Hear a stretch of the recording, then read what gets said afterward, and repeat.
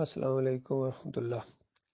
اتنی بڑی جماعت کے اندر پڑھے لکھے بھی ہیں، علم والے بھی ہیں، جرأت والے بھی ہیں، لیکن اتنی سادہ سی بات ان کی سمجھ میں نہیں آ رہی ہے کہ سجدے کا حقدار صرف اللہ تعالیٰ ہے اور تمام انبیاء اللہ کو سجدہ کیا کرتے تھے۔ سورہ مریم کی 58 نمبر آیت بھی یہی بتاتی ہے کہ سارے انبیاء اللہ کے سامنے سجدہ ریز ہو جاتے تھے جب ان کے سامنے اللہ کی نشانیاں آتی تھیں۔ اب یعنی یہ محمد حنیف صاحب نے تو چلو اپنی انا کا مسئلہ بنا لیا ہے، وہ ضد پر اتر آئے ہیں، لیکن دوسرے لوگوں کو یہ بات کیوں نہیں سمجھ آ رہی ہے؟ تو اس کی وجہ یہ ہے کہ ان لوگوں کی تربیت ایسے طریقے سے کر دی گئی ہے، ان کے دماغوں کے اندر یہ چیز ڈال دی گئی ہے کہ امیر کا احترام اور ان کی بات اسی طرح ہے جس طرح نبی کی بات ہوتی ہے، اور جس طرح نبی کی بات کے اوپر کوئی اعتراض نہیں کر سکتا، اعتراض کرنے والا کافر مشرک ہو جاتا ہے، اسی طرح امیر کی بات کے اوپر اعتراض نہیں کیا جا سکتا، جو مرضی وہ بتائے گا وہ تو گمراہ ہو ہی نہیں سکتا۔ یعنی جس طرح نبی کے بارے میں عقیدہ ہوتا ہے کہ نبی تو گمراہ نہیں ہو سکتا بلکہ نبی تو گمراہیوں سے نکالنے کے لیے آتے ہیں، اسی طرح ان کا یہ دماغ بنا دیا گیا ہے، جس طرح شیعوں کا دماغ ہے کہ امام غلط نہیں ہو سکتا اور امام جو بات کہہ دے وہ ان کے اوپر لازم ہے اس کو ماننا، اور اس کے اوپر اعتراض کرنا یا غور و فکر کرنا یہ ایمان کے خلاف ہے۔ بالکل یہی بات حنیف صاحب کے دماغ کے اندر آ گئی تھی اور انہوں نے اس کا برملا اظہار کیا۔ اور پہلے انہی کی آواز کے اندر یہ بات سنیں اور پھر اس کے بعد انشاءاللہ میں اس کے اوپر تبصرہ کروں گا۔ نبی کی آواز سے اپنی آواز کو اونچا نہ کرو اور ان سے زیادہ زور سے بات نہ کرو، ایسا نہ ہو کہ تمہارے اعمال حق ہو جائے اور تمہیں پتہ بھی نہ چلے۔ یہ آیات انہوں نے بھی ستونوں میں لکھی ہوئی ہے۔ کیا موقع اور محل ہے ان آیات کا؟ ان کا عقیدہ ہے کہ نبی علیہ السلام زندہ ہے، اس لیے زور زور سے صلاۃ و سلام پڑھنے والوں تم نبی کی آواز سے اپنی آواز اونچا کر رہے ہو، اس آیت کی خلاف ورزی کر رہے ہو۔ تو آیت تو اس موقع کے لیے تھی، اخلاق سکھانے کے لیے تھی، اور آج اگر آج اس سے رہنمائی حاصل کی جائے گی تو اس معاملے میں کہ اپنے امیر کے ساتھ، اپنے بزرگوں کے ساتھ ان کی تعظیم کے لیے اس بات کو مد نظر رکھو، جیسا کہ صحابہ کرام کو رسول اللہ صلی اللہ علیہ وسلم کے ادب اور احترام کی تلقین کی گئی تھی، اس طرح کی۔ تو یہ اس کا محل اور موقع ہے، باقی اس کو اس طرح سے استعمال کیا جائے تو یہ اللہ کی آیات کا مذاق بنانے کی طرح بھی ہوتا ہے۔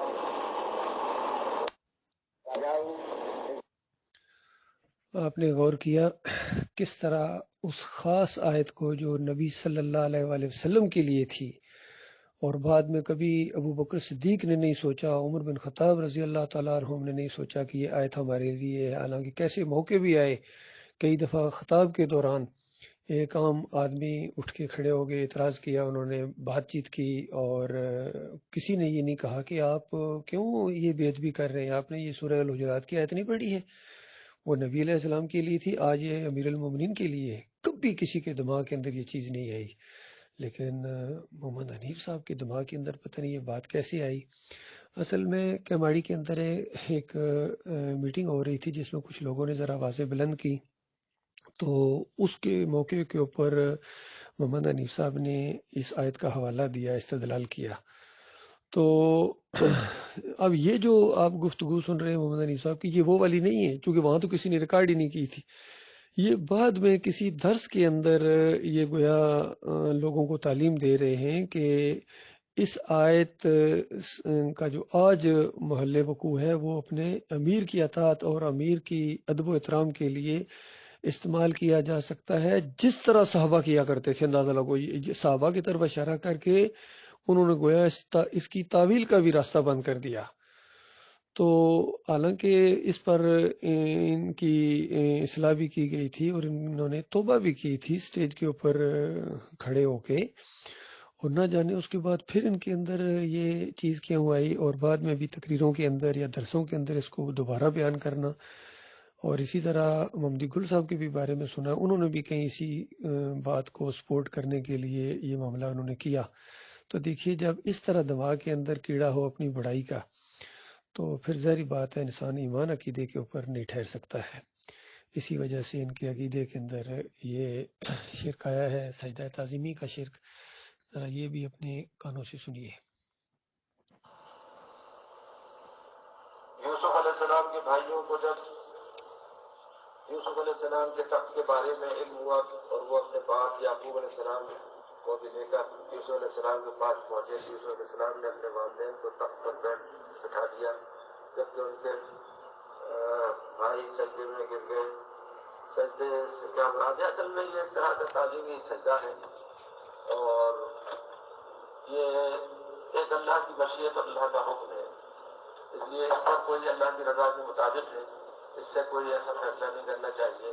یعقوب علیہ السلام نے بھی اس کے خلاف نبی تھے, انہوں نے بھی کوئی ایسی بات نہیں کی.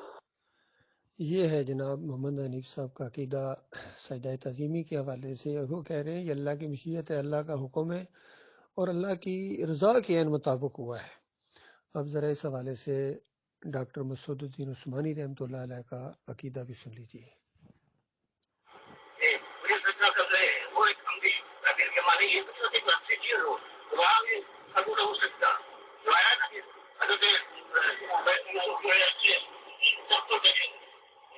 اور اب آپ کے پیچھے کہ بھائی آگے کیا وہ سجدہ کیا اللہ گر پڑے, وہ اللہ کے لیے سجدے میں جن کو گرے ہیں پیچھے ماں باپ نے بھی سجدہ کیا, اور وہ شخص بن گئی اس عمرے کا تو یہی مانے ہوتے, یہ مطلب نہیں انہوں نے سجدہ کیا حضرت یوسف, بلکہ لوگوں کی رمیت جو ہے وہ اللہ کے لیے. اب ایک دوسرے بیان کے اندر ڈاکٹر صاحب اس چیز کو دوسرے اینگل سے اس طرح بیان کر رہے ہیں.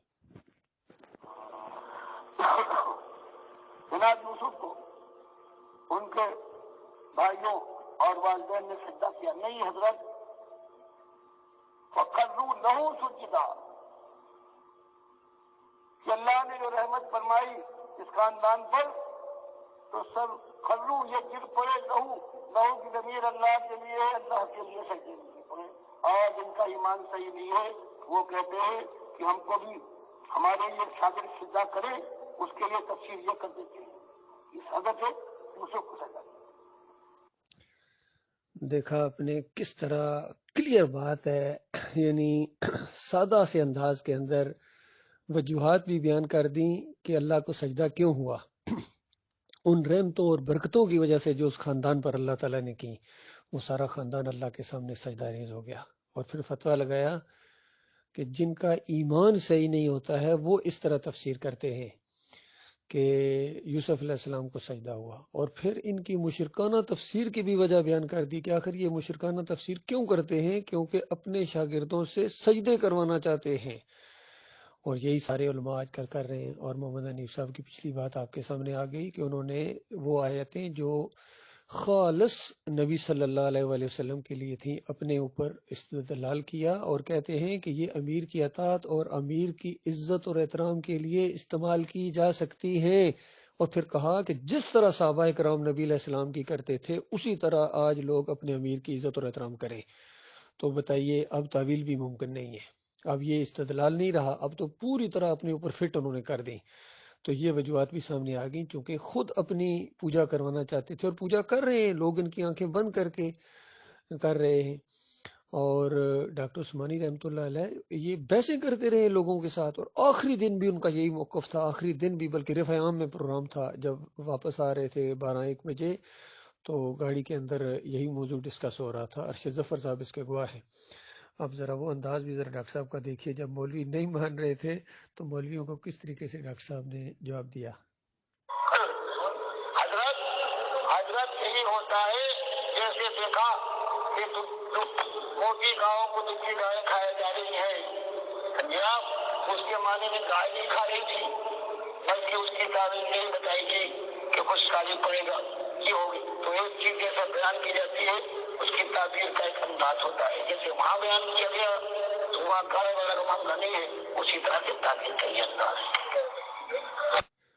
اب ذرا اس حوالے سے ایک صاحب نے محمد حنیف صاحب کو ٹیلی فون کیا اور ان کی جو آپس میں گفتگو ہوئی ہے وہ ذرا سن لیجئے تاکہ آپ کو یقین آ جائے کہ ہر اینگل سے ان کو سمجھایا گیا ہے, ہر طریقے سے ان کو سمجھایا گیا ہے, لیکن انہوں نے اپنی انا کا مسئلہ بنا کے کس طرح اپنے اس غلط موقف کے اوپر ڈٹ گئے. سنیے ذرا ٹیلی فونی گفتگو.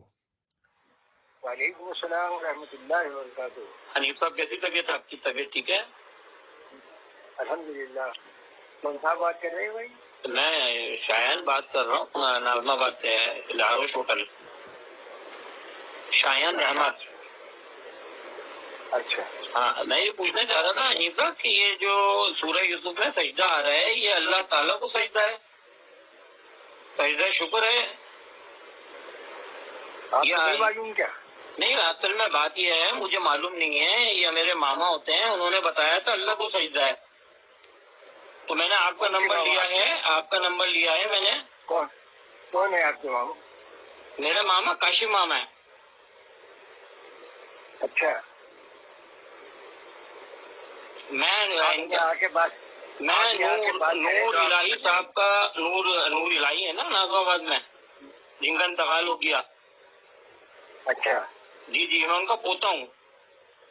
اچھا اچھا جی آپ جی دیکھیے وہ ہماری دعوت القرآن ہے، اس کی دوسری جلد میں سورہ یوسف کی تفسیر ہے، اسے آپ پڑھ لیں، مطالعہ کر لیں۔ تو وہ ہے نہیں میرے پاس۔ نہیں، وہ مشہور ہوگی، آپ دے دیں، کہیں جا کے مطالعہ کر لیں۔ تو اس میں کیا لکھا ہوا ہے؟ ہمارے ناظرین میں سلمان صاحب، وہ ان سے بات کر لیں، وہ سمجھا دیں گے۔ اچھا اچھا، ویسے ہی آپ کے اس میں جو ہے یہ سجدہ اللہ تعالیٰ کو ہے یوسف علیہ السلام کو ہے؟ اللہ کے حکم سے ہے یوسف علیہ السلام کو۔ یہ تعظیمی ہے؟ یہ سب باتیں آپ کو معلوم ہو جائیں گی جب آپ دعوت القرآن کا مطالعہ کریں گے۔ اللہ کے حکم سے ہے یوسف علیہ السلام کو ہے؟ جی، اور یہ جیسے آدم علیہ السلام کو فرشتوں نے سجدہ کیا تھا، جی مانتے ہیں آپ اس کو؟ جی جی بالکل، وہ اللہ کے حکم سے کیا تھا۔ اچھا جی، ڈاکٹر عثمانی کی انہوں نے کیسٹیں سنائی ہیں، کاشف ماما نے وہ دو انہوں نے کیسٹیں سنائی ہیں، اس میں وہ لہو کی زمین جو ہے۔ آپ ڈاکٹر عثمانی کی کیسٹوں کو چھوڑیں، آپ قرآن پہ چلے بس۔ تو ڈاکٹر عثمانی پھر قرآن کے خلاف گئے، کافر ہو گئے وہ تو۔ آپ دعوت القرآن کا مطالعہ کریں، آپ بالکل بالکل جی جی، میں بول رہا ہوں کہ ڈاکٹر عثمانی کو ہم چھوڑ دیتے ہیں نا، جب یہ ڈاکٹر عثمانی نے قرآن کے مطابق فیصلہ نہیں کیا۔ ڈاکٹر عثمانی کے بارے میں یہ غلط افواہ پھیلائی ہوئی ہے۔ تو ڈاکٹر عثمانی نے ایسی کوئی بات نہیں کہی؟ نہیں، وہ دو کیسٹیں آئی ہیں ان کی ڈاکٹر عثمانی کی کہ لہو کی ضمیر یہ اللہ کے لیے، وہ بناوٹی کیسٹیں ہیں۔ ڈاکٹر عثمانی قرآن کے خلاف نہیں کہہ سکتے۔ استغفر اللہ۔ حنیف صاحب ٹھیک ہے، اس عمر میں آپ تھوڑا سا خیال کر لیں اپنا۔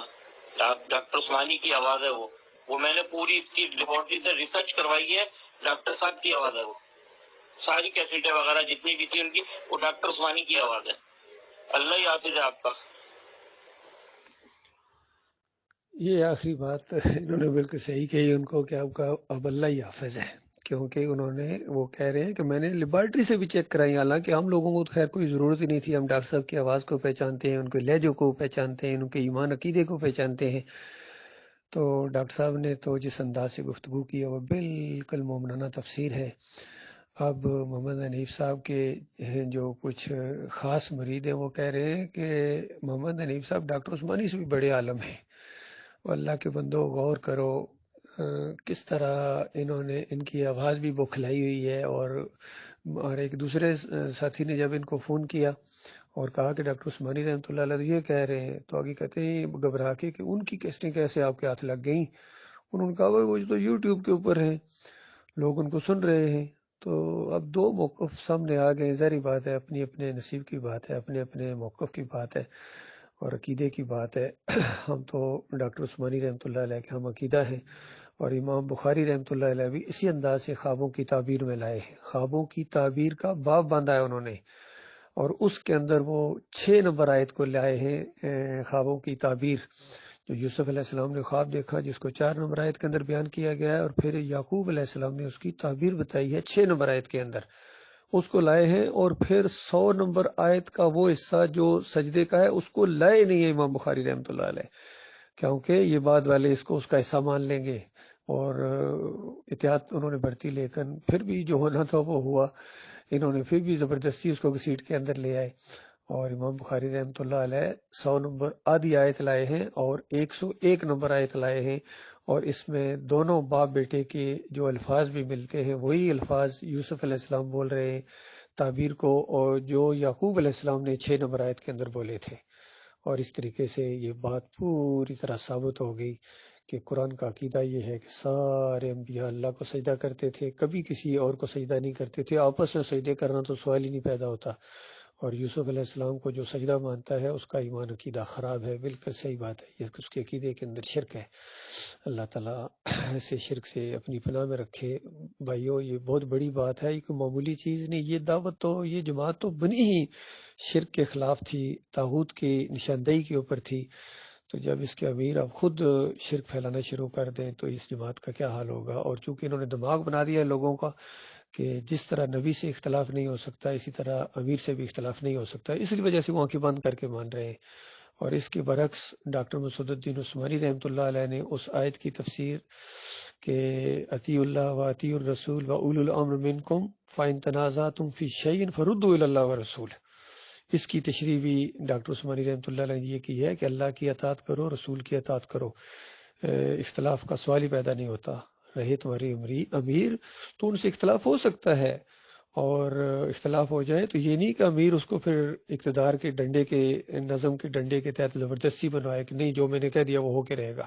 اس طرح ڈاکٹر صاحب نے الفاظ بولے ہیں اور کہا کہ دونوں کو چاہیے کہ اللہ اور اللہ کے رسول کی طرف آئیں. یہ بہترین طریقہ ہے، قیامت تک کے لیے حکم ہے. لیکن محمد حنیف صاحب